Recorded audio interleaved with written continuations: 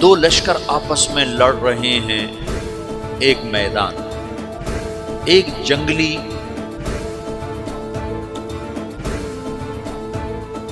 بدوؤں کا قافلہ، جنگل کے لوگ اپنے قبیلے کو لے کر، ایک جنگلی قبیلہ اپنے سردار کے ساتھ نقل مکانی کر رہا ہے ایک جگہ سے دوسری جگہ۔ اللہ کا نظام کہ یہ لوگ چلتے چلتے چلتے اس وادی میں پہنچ گئے جہاں جنگ ہو رہی ہے، دو لشکر آپس میں لڑ رہے ہیں۔ جب یہ وہاں پہنچتے ہیں تو ایک لشکر کے قدم اکھڑ رہے ہیں اور دوسرا غالب آ رہا ہے۔ ان کو نہیں پتا شکست کھانے والے کون ہیں اور فتح پانے والے کون ہیں، ان کو نہیں پتا۔ اس جنگلی قبیلے کے سردار کا نام بھی تغرل ہے، تغرل۔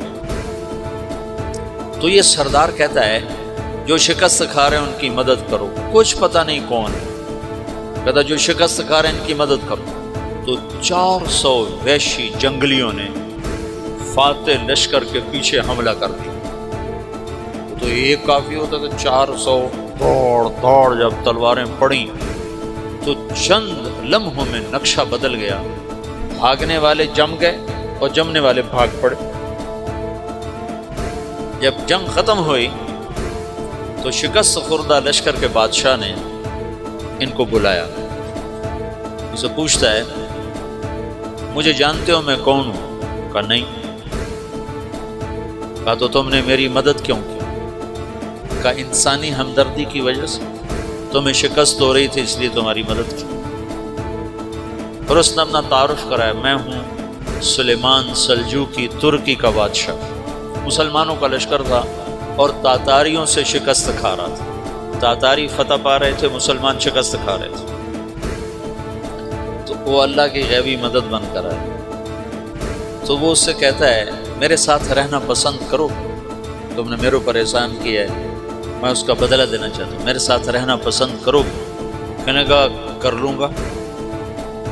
تو اس کو لے کر ترکی آیا، اور استنبول اس وقت روم کی حکومت میں تھا، اسے فتح کیا اس تغرل کے آگے چوتھے پانچویں پڑپوتے محمد فاتح نے۔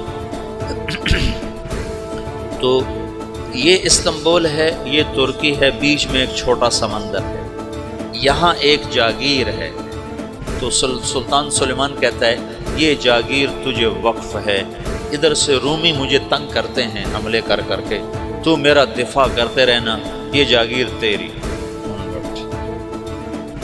تو اس جاگیر پہ اس نے اپنے قافلے کو آباد کر دیا، اپنے قبیلے کو، اور ایک چھوٹی سی حکومت بنا لی، جو ایک صوبہ سمجھو سلیمان سلجوقی کا، وہ ایک چھوٹا سا صوبہ ہے۔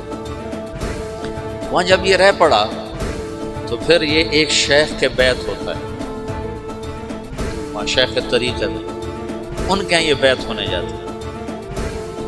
وہ اس کو رات اپنے پاس ٹھہراتا ہے، تو ایک کمرے میں ان کو ان کا خادم ٹھہراتا ہے۔ یہ جب کمرے میں جاتا ہے تو سامنے دیوار میں طاقچے پر قرآن پڑا ہوا ہے۔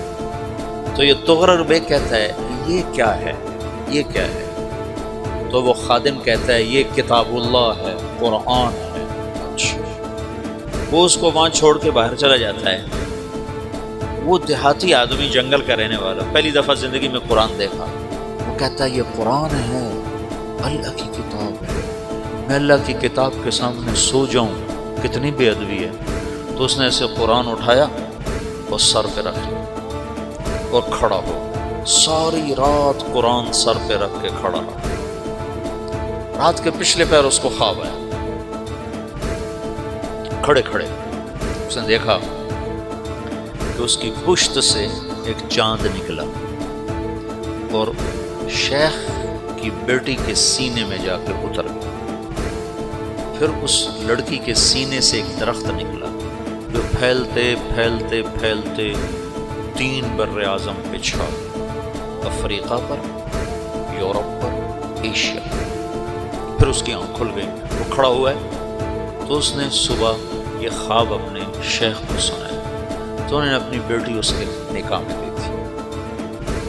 اس بیٹی سے ایک بچہ پیدا ہوا، تغرل بیگ نے اس کا نام رکھا عثمان، عثمانی ترک نام سنو، جو میں نے کل بتایا تھا کہ 1924 میں وہ خلافت ختم ہوئی۔ تو ایک بیٹا پیدا ہوا عثمان، عثمان نے پھر ایک نئی اسلامی حکومت کی بنیاد رکھی جو 1924 تک چلتی رہی، کوئی 800 سال یہ حکومت چلی۔ تو حکومت کا شیرازہ بکھرا، لیکن پھر جو